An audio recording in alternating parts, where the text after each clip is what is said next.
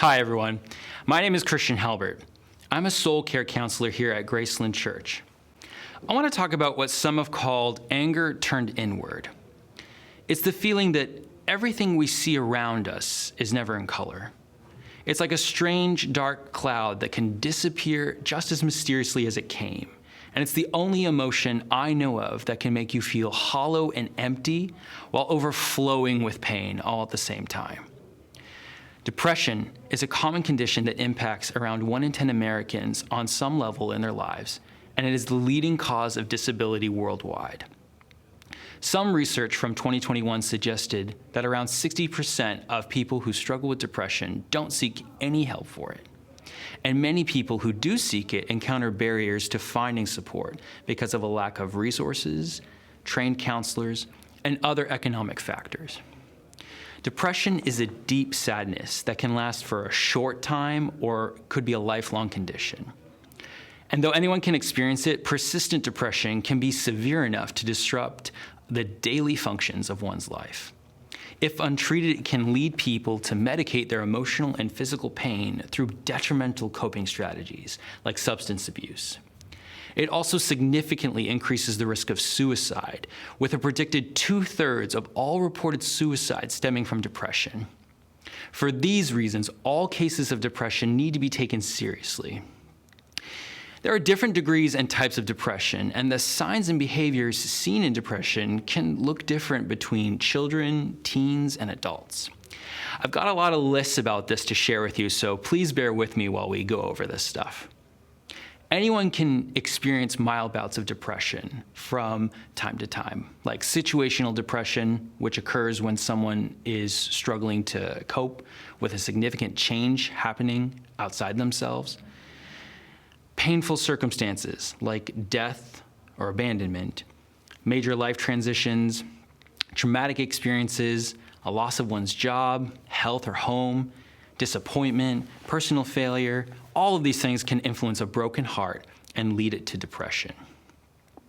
In some situations, depression can be caused by conditions that are inside our bodies that are medical and biological, such as genetic predispositions, hormone imbalances, side effects from medication, nutrition deficiencies, mood disorders, exposures to toxins or allergens, reactions to weather changes, giving birth, recreational drug use, changes in our thyroid, or the onset of medical illnesses. There are several signs of depression that can be expressed differently depending on your age. You or someone you know may be experiencing depression if you notice these things. If there's a sharp loss of interest in once enjoyable activities, if you have persistent boredom and low energy, if there are major changes in your eating or sleeping, if there's decreased performances in school or work, if you have poor concentration, or if you experience frequent sadness or crying, if you have low self-esteem, high amounts of guilt or shame, and feel hopeless, if you have strained relationships or you socially isolate, if you have increased irritability, if your emotional sensitivity to failure or rejection is heightened, if you have thoughts or express desires of running away, if you self-harm or have made attempts on your life, or if you have frequent complaints of headaches or stomach aches.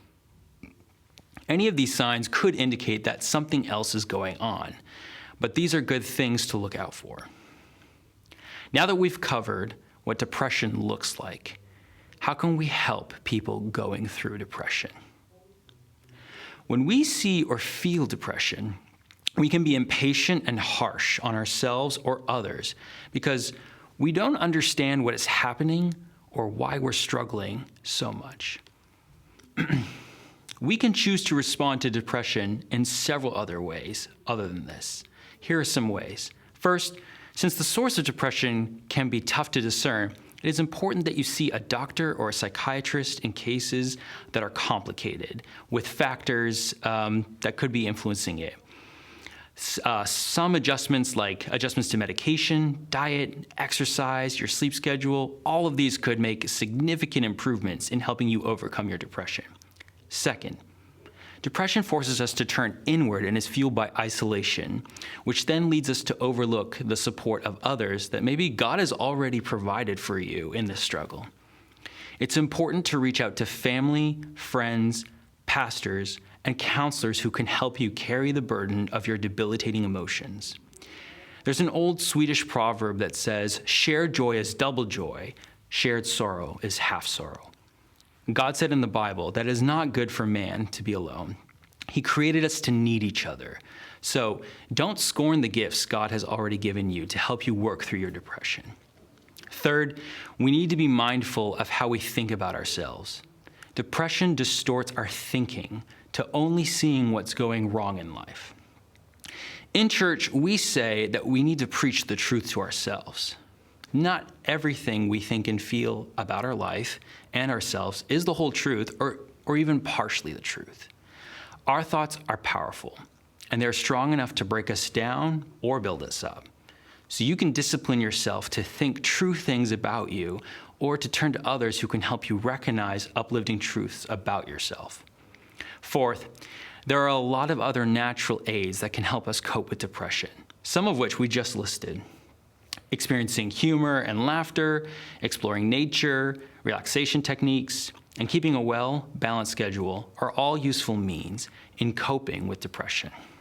Finally, the last word of encouragement I want to offer you is that the most true uplifting things that can be given for your depression is the hope that God offers through the gospel.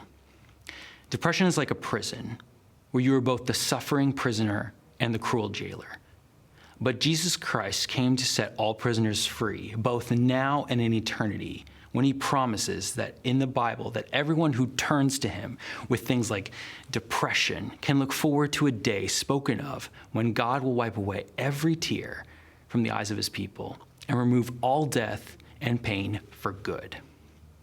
I hope that you receive that today, and if you need us to help you along your spiritual journey, look us up at gracelandchurch.online.